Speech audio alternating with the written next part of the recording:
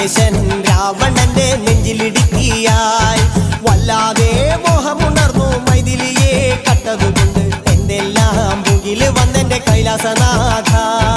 പൊന്നുമകൻ മേഘനാഥനും സോദരനും സർവരും ഇന്ന് തന്നെ വിട്ട് പോയതല്ലോ കാലപുരി തന്നിൽ